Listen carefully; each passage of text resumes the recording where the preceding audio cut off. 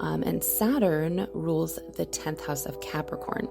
And we've kind of touched on it a few times already, but here it represents restriction, long-term goals, career, learning hard lessons, teaching how you accumulate income and wealth, restraint in order to define.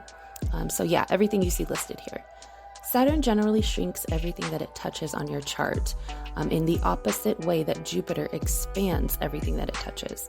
So your Mars and Saturn are vying to be most influential, to be the leader in things of the third house for you, since that's where they're both located.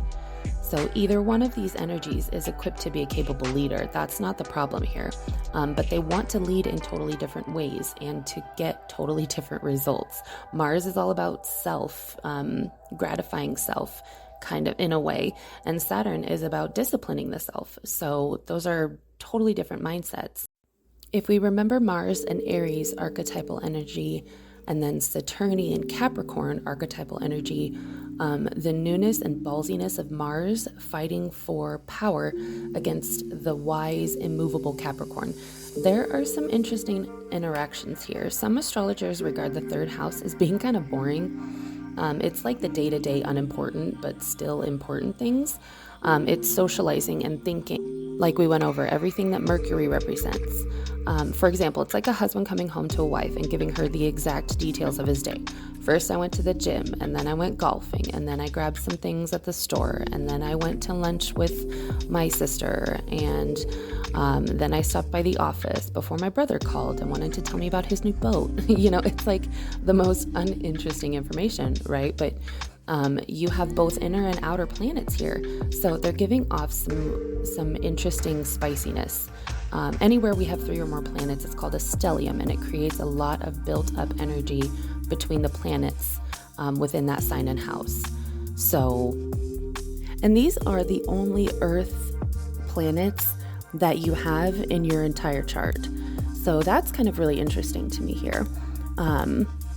But overall, you're going to have to find that happy medium between your Mars energy and your Saturn energy. They are both very, very powerful. Mars is kind of more in your face. I guess Saturn kind of in a way is in your face too, but it's more of like an in your face to challenge you. Mars is more in your face to fight you, if that makes sense. So that's going to be your little bit of a challenge here. But there's so much room for growth, which makes us all so much more well-rounded at the end of the day. So I think that so-called hard aspects are so helpful for growth. So easy aspects, you don't have to do anything. The flow of energy is just easy, and it doesn't take a lot of work on the person experiencing that energy. Like if an asshole finds it easy to summon his asshole energy, that's not a good thing. So, hard aspects are only hard if you make them that way. And finally, of those things that we went over earlier, the things that we look for in someone's chart that indicate what kind of soulmate that would go well with them. The last thing that we have is your Pisces North Node. Now, the South Node is where we come from, and the North Node is where we're going in life. So the North and South Nodes aren't tangible things like asteroids or planets. They're the intersecting points of the Sun and the Moon along their orbital paths. So we feel comfortable in our South Node because it's familiar there. We have predictability and kind of a routine. So to channel the North Node destiny energy, we have to shed that comfortability of the South Node and learn to grow into what we're meant to be. So we have to be careful to keep these in balance so we don't go too far in one direction or the other. We don't stay put in our comfort zone, but equally, we don't want to dive into changing every last thing about ourselves and focus too much on that North Node because it can cause us to lose sight of the spiritual self in the South Node. This involves a lot of maturity and gratefulness about what we have and where we've come from. Accepting our past doesn't mean we condone the hard, or even for some people, the horrific things that we've gone through. It just means that we understand we can't go back and change anything. So we need to kind of marinate ourselves in gratitude that we've made it this far, that we're still here, we're still fighting and trying and growing. That's what kind of helps activate that North Node energy to become the best, most well-rounded version of yourself. We have to actually practice and actively pursue our North Node. It doesn't just happen. It's not something we just are guaranteed to grow into. It's kind of like our highest vibrating selves, if that makes sense. This may be why you want to rationalize so much, and maybe why you've come to this feeling like you'll never meet your soulmate, or maybe feeling a little bit pessimistic, in your question of am I even meant to meet someone? Will I ever meet that soulmate? And why it may feel so hard to you to activate those Piscean things. Your South Node is in Virgo. So like we've touched on in other areas of your chart, you're known for your hard work and your approach to your health. Your comfort zone is in working hard for yourself and your future. Because if you stop working, you'll run out of money, right? So that's probably your mindset here.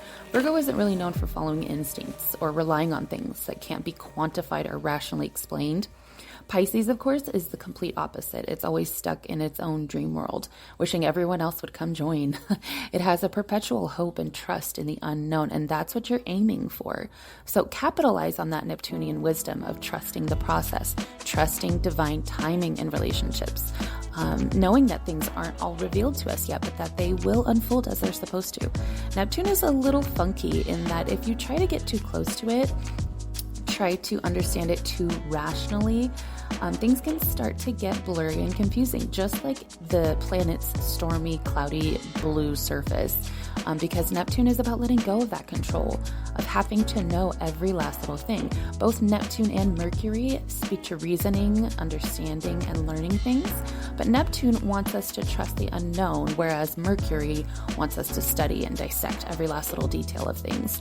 Now, we can't always just do one of those, so it's good to have both energies to access here. So, and this brings me to your final question of when you can hope to meet your soulmate. That's a really tough question to answer. I try not to predict too much just because I don't think predictions always allow for fate to do its thing. I have a strong, firm belief in destiny and fate. For example, Jupiter transits over your natal Jupiter or over your Venus can sometimes indicate something big is going to happen. But if you wait for that and become focused on that, you could very easily miss something that's right in front of your face. So my intuitive answer, like my knee-jerk answer, if you will, to that question would be to trust the process, to keep an eye out for that saucy woman that we talked about who's going to light your world on fire. But I feel like it's only fair to give you the basic astrological perspective and approach on this topic too. Just give you all the information that I can and let you make the final decision for your own life. So in terms of trying to see when and where things will happen in our lives, we look at transits. And transits are just the planets injecting their energy into whatever area of your natal chart that it's crossing over. So here I've listed how long it takes for each luminary and planet to make its way completely around the zodiac wheel. And as you can see, some move really quickly and others take their sweet time. So in soulmate matters, we want to know what's happening over the 7th house. Are you noticing a theme here? That 7th house is the focal point of long-term relationships. So we want to know what planets are bringing things and people and experiences into this house for you. So watch for the moon transiting over your 7th house. Because remember, for men, that moon, that's quite literally injecting security and comfort and nurture directly into your long-term relationship house. And that may indicate having interactions, not necessarily meeting someone new, but having interactions at that long-term relationship level that have elements of that comfort and nurture. So right now, as you can see, the moon is crossing over your 12th house, and it passes through each sign every 2 to 2.5 days. So it takes a little over 27 days to travel all the way around the wheel. So watch that. And let me know if you want to know how to get transit reports. I'm not sure if you already know how to do that, but I can help you. They're free on astro.com. Astro.com is where I get the majority of my calculations done. They're really accurate in the charts that they come up with and whatnot. So that is a good starting place if you're not sure. So you'll just want to keep that in mind as I'm talking about these other couple of transits, how long it's going to take for those to come into each house for you. So you'll also want to keep an eye on the moon crossing over your north node, because that may literally point to your ideal mate coming into your destiny. And then when the moon crosses over your ascendant, that may indicate meeting someone new who brings nurture and comfort to you. That particular transit, the moon over the rising, may or may not be a lasting connection, but at the very least, it indicates something. And Venus transits can indicate things that you love and value coming into your life, shedding charm and beauty as she gracefully flows from one house to the next.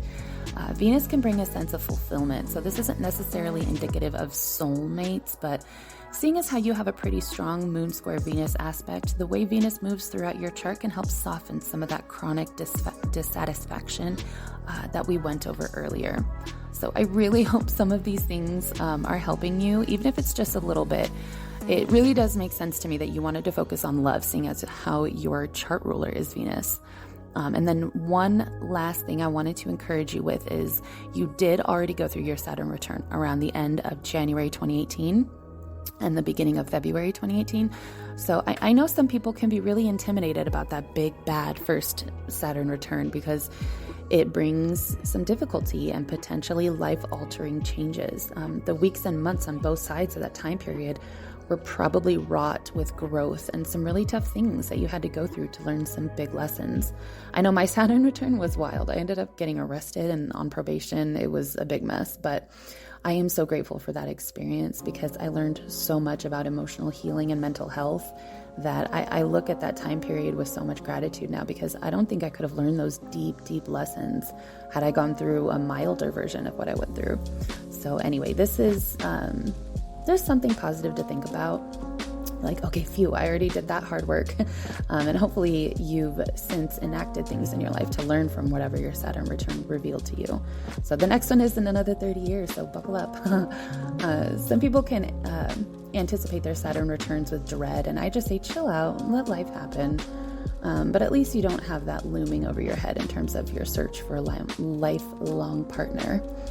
Saturn returns can flip relationships on their heads and turn things around in drastic ways. So anyway, I guess this brings us to the end of your reading. And of course, oh my gosh, I went way over the 10 minutes. Oh my gosh. Well, it comes with the territory, especially when you're passionate about what you do, but I sincerely apologize.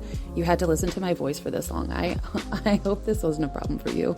And I apologize if it seemed like I was kind of jumping all over the place haphazardly.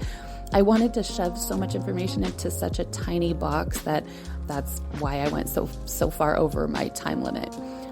Astrology can kind of give you a bit of whiplash in the sense that, like, when I'm diving into something and studying it, I remember so many things that it connects to, and then things that complicate that position, and then I'm kind of like a little rocket ship pinging back and forth to ADHD my way through this. But I hope I was able to help you see how everything is sort of a spider web and intricately woven together to create the complex you.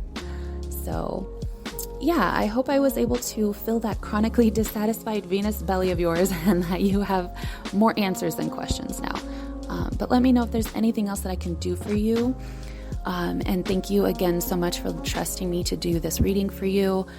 If you have any feedback, I would really greatly appreciate that. The more detailed, the better, so I can hone my skills and provide even more help and healing to other curious souls such as yourself.